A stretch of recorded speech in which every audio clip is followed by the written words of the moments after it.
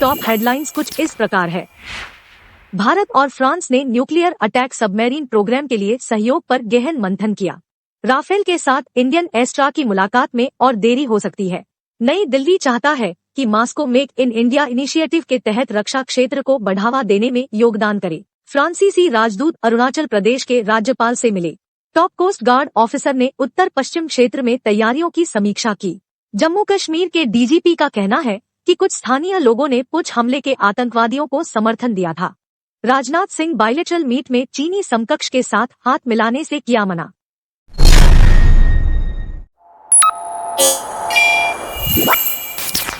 भारत और फ्रांस ने nuclear attack submarine programme के लिए सहयोग पर गहन मंथन किया।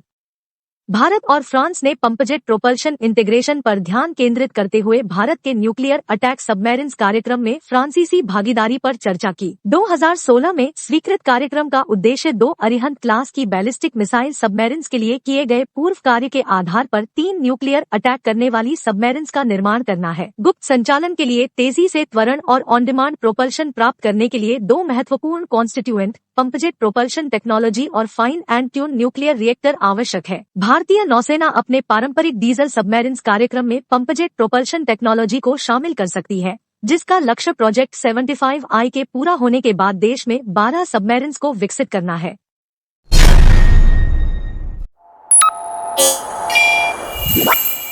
राफेल के साथ इंडियन एस्ट्रा की मुलाकात में और देरी हो सकती है।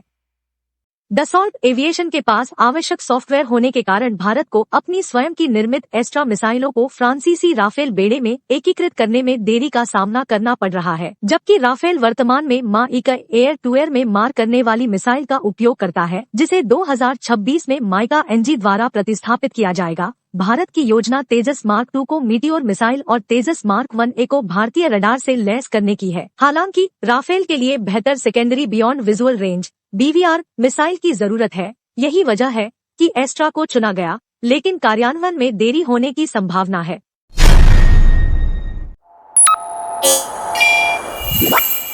नई दिल्ली चाहता है कि Moscow make in India initiative के तहत रक्षा क्षेत्र को बढ़ावा देने में योगदान करे। भारत के रक्षा मंत्री राजनाथ सिंह और उनके रूसी काउंटर पार्ट सर्गेई शोइगु ने भारत की मेक इन इंडिया पॉलिसी और बायलैटरल डिफेंस कोऑपरेशन में मॉस्को की भागीदारी को मजबूत करने के तरीकों पर चर्चा की। उन्होंने क्षेत्रीय शांति और सुरक्षा पर भी चर्चा की। रूस भारत का शीर्ष हथियार आपूर्तिकर्ता बना हुआ है, जो 2017 से 2022 से भारत के आयात का 45% हिस्सा है। भारत के 70 से 85% सैन्य प्लेटफॉर्म रूसी मूल के हैं और तीनों भारतीय सेवाओं में रूसी सिस्टम और हथियार तैनात है। मेक इन इंडिया नीति के तहत कई रूसी कंपनियों ने भारतीय समकक्षों के साथ संयुक्त उद्यमों में प्रवेश किया है, जिसमें AK-203 राइफल्स और ब्रह्मोस मिसाइल सिस्टम का उत्पादन शामिल है। दोनों देशों के बीच बायलैटरल ट्रेड 2022 से 23 में $44 बिलियन के सर्वकालिक उच्च स्तर पर पहुंच गया, जो मुख्य रूप से भारत को रूसी कच्चे तेल के निर्यात से प्रेरित था।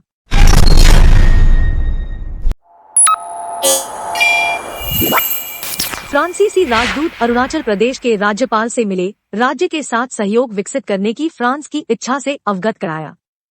भारत में फ्रांस के राजदूत इमैनुएल लेनेन ने अरुणाचल प्रदेश के राज्यपाल lieutenant general Cavalier Trivikram Patnaik से मुलाकात की और राज्य के साथ सहयोग विकसित करने में फ्रांस की रुचि व्यक्त की। लेनिन ने चीन का नाम लिए बिना साझा चुनौतियों से निपटने में भारत और फ्रांस के बीच मजबूत साझेदारी पर भी जोर दिया। वरुणा जैसे संयुक्त अभ्यासों के माध्यम से दोनों देश अपनी नौसेनाओं के बीच अंतःक्रियाशीलता में सुधार के लिए मिलकर काम कर रहे हैं और अब संयुक्त टेक्नोलॉजी और कोर विकास की ओर बढ़ रहे हैं। भारत और फ्रांस के बीच हर स्तर पर उच्च स्तर के भरोसे और विश्वास के साथ संबंध उत्कृष्ट है, जो सफल सहयोग और टेक्नोलॉजी को साझा करने की अनुमति देता है।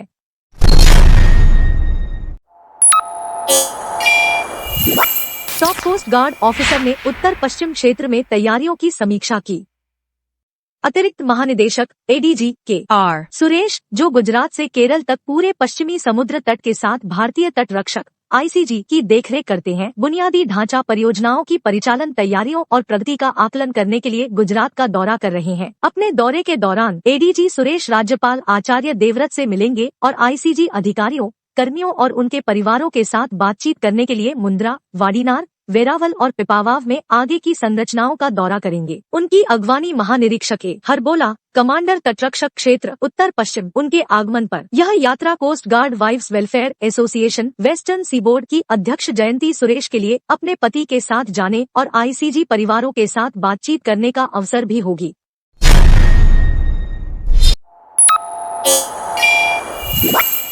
जम्मू कश्मीर के डीजीपी का कहना है कि कुछ स्थानीय लोगों ने पुंछ हमले के आतंकवादियों को समर्थन दिया था।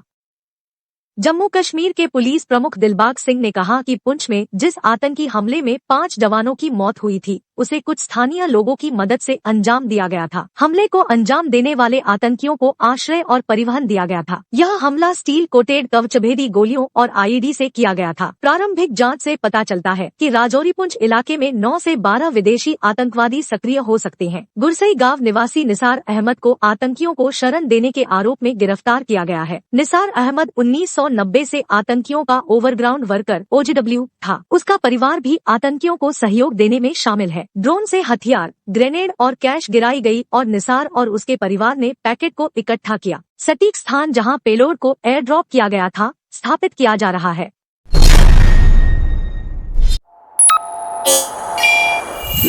राजनाथ सिंह बायलैटरल बैठक में चीनी समकक्ष के साथ हाथ मिलाने से बचते हैं।